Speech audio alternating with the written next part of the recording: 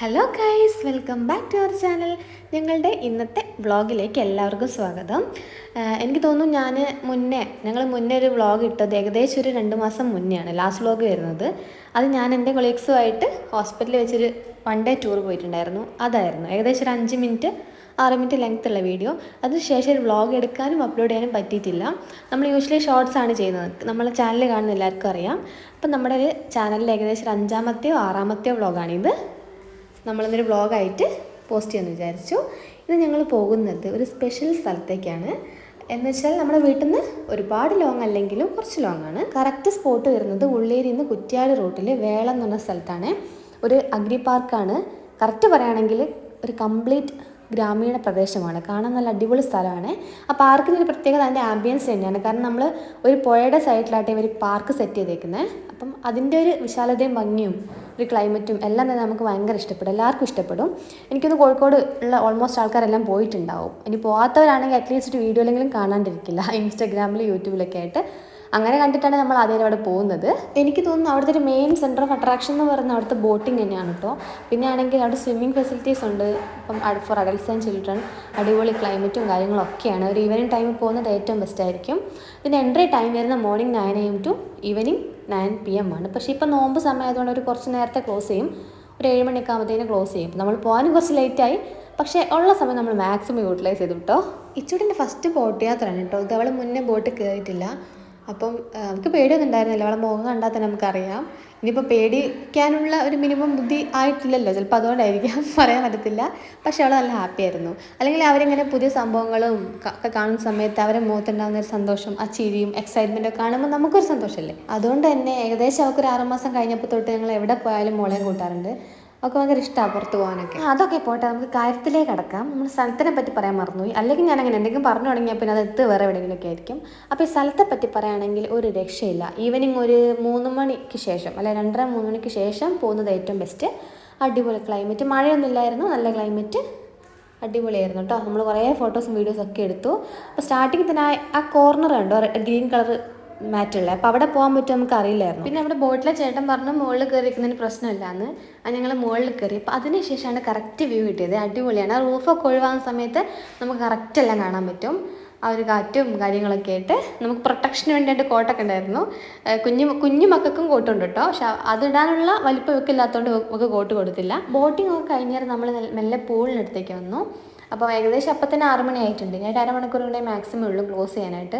അപ്പം പൂള് കണ്ടപ്പോൾ തൊട്ട് അതിനകത്തേക്ക് ചാടാനുള്ള കളിയായിരുന്നു. നമ്മൾ കുറേ വാശി പിടിച്ച് അതിലേക്ക് ചാടാൻ വേണ്ടിയിട്ട്. പക്ഷെ അവർക്ക് അറിയില്ലല്ലോ അത്ര ഡെപ്ത് ഉണ്ടെന്നുള്ള കാര്യം. അങ്ങനെ മെല്ലെ അവളെ സമാധാനിപ്പിക്കാൻ വേണ്ടി ഞങ്ങൾ രണ്ടുപേരും വെള്ളത്തിലിങ്ങനെ കാലൊക്കെ ഇട്ട് കുറേ നേരം ഫോട്ടോസും വീഡിയോസൊക്കെ എടുത്തു. അപ്പോൾ വീഡിയോയിൽ കൊടുത്തിരുന്ന ക്ലിപ്സൊക്കെ കറക്റ്റ് റെഗുലറായിട്ടല്ല ഉള്ളത്, ഓർഡറിലല്ല ഉള്ളത്. കാരണം നമ്മൾ ഫോണിൽ എൻ്റെ ഫോണിൽ മാറി മാറി എടുത്തുകൊണ്ട് അത് അങ്ങനെ ഇങ്ങനെയൊക്കെ ഡിസോർഡർ ആയിട്ടാണ് ഉള്ളത്. പക്ഷേ സംഭവങ്ങളെല്ലാം നമ്മൾ മാക്സിമം ക്യാപ്ചർ ചെയ്തിട്ടുണ്ട്. മാക്സിമം എല്ലാ ഏരിയസും കവർ ചെയ്തിട്ടുണ്ട് കേട്ടോ. ഈ കാണുന്നത് ബോട്ടിങ്ങിൻ്റെ സൈഡിൽ തന്നെയുള്ള ഒരു ഏരിയ ആയിട്ട് ഒരു പന്തലൊക്കെ ആയിട്ട് ബെഞ്ചും കുറേ ചെടികളൊക്കെ ആയിട്ട് നല്ലൊരു ഫ്രെയിമാണ്. ഫോട്ടോ എടുക്കാൻ പറ്റിയ, നമുക്ക് ഫോട്ടോ എടുക്കാൻ വേണ്ടി ഉള്ളിൽ നല്ല യെല്ലോ ലൈറ്റ്സൊക്കെ അവർ കൊടുത്തിട്ടുണ്ട്. അപ്പോൾ അവിടെ നമുക്ക് നല്ല അടിപൊളി ഫോട്ടോ കിട്ടിയിട്ട് മൂക്ക് നല്ല 2 ഫോട്ടോ കിട്ടി. അതൊക്കെ നമ്മൾ അപ്ലോഡ് ചെയ്തിട്ടുണ്ട്.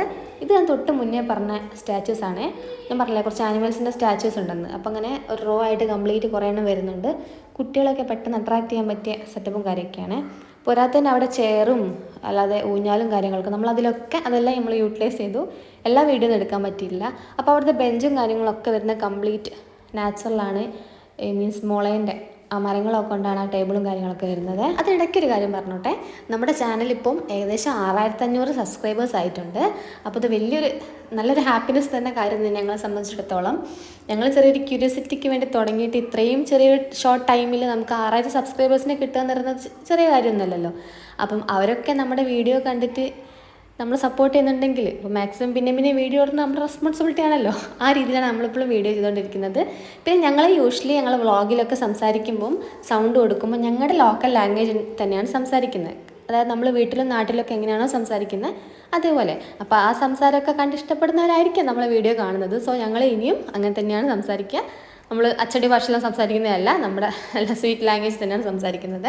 ഇനി ഞങ്ങളുടെ വ്ളോഗ് കണ്ടിട്ട് എം പാർക്കിൽ പോകാൻ ആഗ്രഹിക്കുന്നവരുണ്ടെങ്കിൽ നമ്മളതിൻ്റെ പേയ്മെൻറ്റും കാര്യങ്ങളൊക്കെ ഒന്ന് പറയാം കേട്ടോ. അവിടെ പെർ ഹെഡ് 250 റുപ്പീസാണ് ചാർജ് ചെയ്യുന്നത്. അതായത് ബോട്ടിങ്, അതേപോലെ സ്വിമ്മിംഗ് പൂൾ, നമുക്ക് എല്ലാ ഫെസിലിറ്റീസും യൂസ് ചെയ്യാം. അല്ലാതെ പിന്നെ എക്സ്ട്രാ പിന്നെ ചാർജസ് വരുന്നില്ല. കംപ്ലീറ്റ് നമുക്ക് അവിടെ എക്സ്പ്ലോർ ചെയ്യാം. 250 റുപ്പീസ് പെർ ഹെഡാണ് ചാർജ് ചെയ്യുന്നത്. പോകുന്നവരുണ്ടെങ്കിൽ അവർക്കൊരു ഹെൽപ്പ് ആയിക്കോട്ടെ. അതേപോലെ അവിടെ എത്ര മണിക്കൂർ മാത്രമേ സ്പെൻഡ് ചെയ്യാവൂ അങ്ങനെ ഒരു കണ്ടീഷൻസ് ഒന്നും ഇല്ല കേട്ടോ. നമുക്ക് എത്ര സമയം വേണമെങ്കിലും അവിടെ നമുക്ക് ചുറ്റും നടന്ന് കാണുകയും എക്സ്പ്ലോർ ചെയ്യുകയൊക്കെ ചെയ്യാം.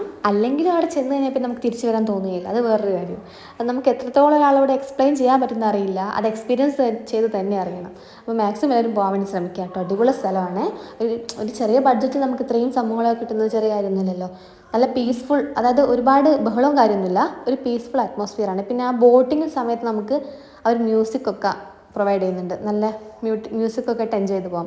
ആ ഒരു സൗണ്ട് മാത്രമേ അവിടെ കേൾക്കത്തുള്ളൂ. അല്ലാതെ വേറെ ഒരു ഭയങ്കര ഡിസ്റ്റർബിംഗ് ആയിട്ടുള്ള സ്ഥലങ്ങളോ റോഡ് ഏരിയാസ് ഒന്നും അല്ലല്ലോ, കുറച്ച് ഉള്ളോട്ടാണല്ലോ. അപ്പോൾ അതിൻ്റേതായ നല്ലൊരു പീസ്ഫുൾ സെറ്റപ്പാണ്. അല്ലെങ്കിൽ ഇച്ചൂട്ടിക്ക് അവിടുത്തെ സെറ്റപ്പൊക്കെ കംപ്ലീറ്റ്ലി ഇഷ്ടപ്പെട്ടു കേട്ടോ. ആ ഊഞ്ഞാലും അവിടെ ഇരിക്കുന്ന ടേബിളും ബോട്ടിങ്ങും എല്ലാം ഇഷ്ടപ്പെട്ടു. അവൾക്ക് വെള്ളത്തിൽ കളിക്കാൻ നല്ല ഇഷ്ടമാണ്. ആകെ കുളിക്കാൻ ചെറിയ മടിയുണ്ടെന്നല്ലാണ്ട് അവൾക്ക് വെള്ളം യൂസ് ചെയ്യാൻ ഭയങ്കരമായിട്ട്, വെള്ളം വേസ്റ്റ് ആക്കണം ഭയങ്കരമായിട്ട് ഇഷ്ടമാണ്. അപ്പോൾ അതുകൊണ്ടായിരിക്കും പുള്ളിക്കാരിക്ക് നല്ല ഇഷ്ടപ്പെട്ടു സംഭവമെല്ലാം. പക്ഷേ പൂളിൽ ചാടണം എന്ന് പറഞ്ഞ് ഭയങ്കര ബഹളമായിരുന്നു. എനിക്ക് വീഡിയോ തന്നെ കണ്ടാൽ മനസ്സിലായി. ഡ്രസ്സൊക്കെ ഇങ്ങനെ വലിച്ച് പറക്കിയായിരുന്നു, ഡ്രസ്സ് ഊരിയിട്ടൊക്കെ കുളിക്കണം എന്ന് പറഞ്ഞിട്ട്. പക്ഷേ അതിനുള്ള സെറ്റപ്പ് നമ്മൾ കൊണ്ടുപോയിട്ടില്ല. വേറെ ഡ്രസ്സും കാര്യമൊന്നും കൊണ്ടുപോയിട്ടില്ലായിരുന്നു. അത്ര നമ്മൾ പ്രീ പ്ലാൻഡ് അല്ലായിരുന്നു, പെട്ടെന്ന് തോന്നിയൊരു ഇതാണ്, ഔട്ടിങ്ങാണ്. അപ്പോൾ നമ്മളൊന്നും കൊണ്ടുപോയില്ല. അതുകൊണ്ട് തന്നെ വെള്ളത്തിലേക്ക് ഇറങ്ങാനുള്ളൊരു ഫെസിലിറ്റി നമുക്കില്ലായിരുന്നു. ഈ ഫെസിലിറ്റീസ് നിർദ്ദേശിച്ച് നമ്മുടെ കയ്യിലേ അല്ലാതിരുന്നുള്ളൂ കേട്ടോ. പക്ഷേ ആ എം പാർക്കിൽ അവൈലബിൾ ആണ്. നമുക്ക് അവിടെ പൂൾ യൂസ് ചെയ്ത് കഴിഞ്ഞിട്ട് ഡ്രസ്സ് ചേഞ്ച് ചെയ്യാനുള്ള സെറ്റപ്പൊക്കെ അവിടെ ഉണ്ട്. നല്ല പ്രൈവസിയും കാര്യങ്ങളൊക്കെ തന്നെയാണ്. പിന്നെ ഓളൊന്ന് സമാധാനിപ്പിക്കാൻ വേണ്ടി നമ്മൾ കുറച്ച് നേരം പൂളിനകത്തേക്ക് കാലിട്ട് കുറേ നേരം ഇരുന്നു. ഒരു അരമണിക്കൂർ അങ്ങനെ സ്പെൻഡ് ചെയ്തു. അപ്പോഴത്തേക്ക് തന്നെ 7 മണിയായി. ഏകദേശം പാർക്ക് ക്ലോസ് ചെയ്യാനുള്ള ടൈം ആയിട്ടുണ്ടായിരുന്നു. പിന്നെ നമ്മൾ മെല്ലെ തിരിച്ചു പോരുണ്ടായത്. ഞാൻ ഈ വ്ളോഗ് സ്റ്റാർട്ട് ചെയ്യുന്ന സമയത്ത് ഞാൻ പറഞ്ഞായിരുന്നു നമ്മൾ പോകാൻ പോകുന്ന സ്ഥലത്തിൻ്റെ പ്രത്യേകത ഉണ്ട്, ഒരു സ്പെഷ്യൽ പ്ലേസ് ആണെന്ന്. അതെന്താണെന്ന് നമ്മൾ പറയാം. അതായത് ഞാനും എൻ്റെ ഹസ്ബൻഡും നമ്മൾ ലവ് മാരേജ് ആയിരുന്നു. അപ്പം ലവ് വിത്ത് അറേഞ്ച്ഡ്. അപ്പം നമ്മൾ ഫസ്റ്റ് കണ്ട എവിടെ വെച്ചൊന്നും പറയുന്നില്ല, അല്ലാതെയാണ് കണ്ടത്.